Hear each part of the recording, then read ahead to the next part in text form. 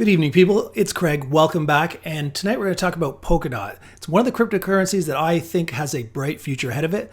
And it's sometimes hard to explain in layman's terms. I'm probably going to show you some video clips from the creator. He might be able to explain it better, but I find that he's so brilliant that sometimes he talks over the layman's head, even my head, of course. So kind of you can get one point about what Polkadot is. It is a bridge, and that's why you see that diagram below you, or this one. So when you go on the internet and you type in Polkadot for images, you're going to often see a bridge, and that's what I want to get across. If you could only get one thing from it, is Polkadot is a blockchain ecosystem that is designed with a couple of great features, but one is that it's going to be a bridge between different blockchains. Like Bitcoin can talk to Ethereum, can talk to Cardano, can talk to whoever, and that is what Polkadot is trying to do. Right now, all these different blockchains run on their own ecosystem and they don't talk between them. This is sort of the diagram of how things are supposed to work. You have a relay chain. This is the Polkadot ecosystem. Off that, you have parachains, which in essence can be their own blockchain ecosystem. And then there's bridges. These things here are called bridges that can go off to another ecosystem, such as this. This is showing you that Bitcoin can have its own blockchain, parachain on here. All these different ones could be separate blockchains. And then if you want, if Ethereum, for example, doesn't want to have its own parachain on the Polkadot system, it would then just have a bridge where those that are on the Polkadot system could then bridge across and interact with the Ethereum system. So that's the crux of the matter. And as you can see from this, Polkadot is right now the number 8 cryptocurrency in terms of market cap at $34 billion. It's had a rough day, as you can see, down 14.27%. We had that pullback last night, and a lot of the coins have started to come back. I think VeChain's up. Yeah, maybe not. The only one is Dogecoin and VeChain. But nonetheless, it does have a lot of potential, but it's a little ways down the road. I mean, they've got a lot on the go in terms of planning, and let's just get right into it. This part. If you go to Polkadot, you're going to go here. You're going to see the, of course, the graph. But the most important thing is if you want to learn everything you can and probably have it explained way better than what I can do, you go to the Polkadot network, and from there you can talk about all this. Now I've highlighted it. Polkadot enables cross-blockchain transfers of any type of data or asset, not just tokens. Connecting to Polkadot gives you the ability to interoperate with a wide variety of blockchains in the Polkadot network. Polkadot provides unprecedented economic stability by enabling a common set of validators, easy blockchain innovation, a forkless proof. Polkadot can upgrade itself without doing hard forks. Like a lot of times with Bitcoin or Ethereum, it's kind of like it's set in stone the way it runs, and if you want to change it, they create a fork where they then come up with a different cryptocurrency that runs on the same premise as the original one with changes. Polkadot wants to be able to have their own ability to fix bugs without creating a new fork. Security for everyone. Polkadot's novel data availability and validity scheme allows chains to interact with each other in a meaningful way. Chains remain independent in their governance, but united in their security. Like I'm saying, it's sort of like tying all these blockchains together so they can all talk through the Polkadot system. If you go see the roadmap, you're going to get a video. And there's 2 videos here that are well worth watching if you're interested in Polkadot. But I'm going to just show you a couple of clips now. This is Gavin Wood.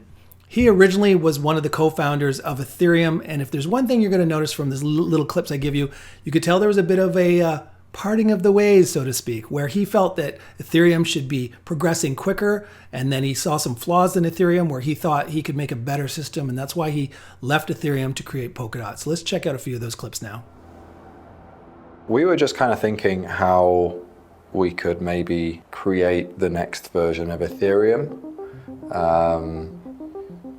if we sort of had a green field to design upon. There was a general idea back in 2014 when we were starting Ethereum that Ethereum 2 should be being under development by late 2016, and here we were sitting around in autumn of 2016, and there was absolutely no indication that there was going to be any development, significant at least, on Ethereum 2 for some time.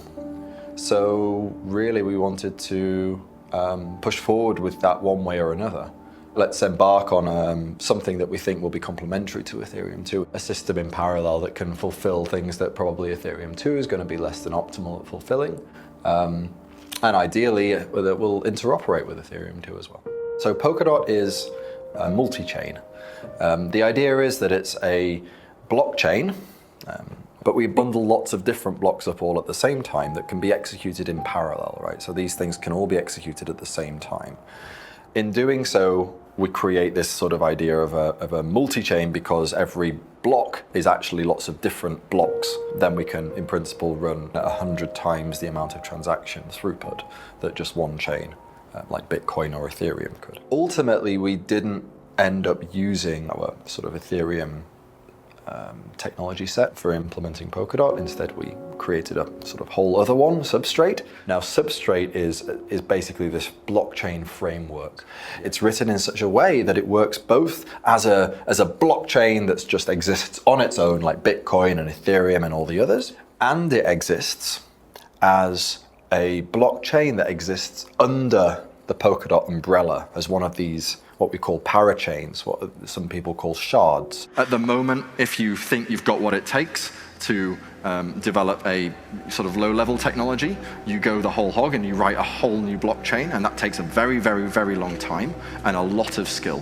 You don't have to know everything, you don't have to do everything to develop your whole new blockchain, but you can do just enough that you do have a domain-specific chain that has its own parameterization and its own features that allow you to get a particular job done and done well that wouldn't have been possible before because smart contracts are too bloaty and writing your own chain is too much work. This basically allows every coder to also be a businessman. They just place an algorithmic service online, and it's a self-sovereign, autonomous, economically strong business.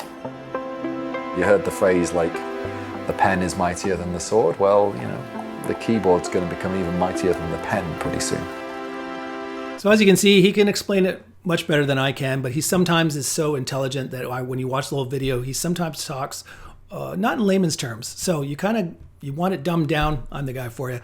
Bridges between different blockchain ecosystems. He wanted to work with Ethereum. He wanted to start with their infrastructure, but I think because things weren't progressing fast enough, he decided to just scrap the Ethereum coding and came up with his own. And he also created that software which allows other people to create blockchains through Polkadot without having to start and code an entire new blockchain. So he's trying to make it more efficient for people who aren't interested in starting over from scratch to just jump on Polkadot and have their own blockchain on his system. So the next question is, okay, so you decide you do want to put some money into Polkadot, and you want to know where you are in terms of, is it a good time to get in or is it overvalued right now? As you can see, it's had a nice uptrend, but it hasn't had that meteoric rise like some of the other blockchains like VeChain or BNB have had. And I think because when you get to about this level back here, you start to realize there's still a lot of development going on.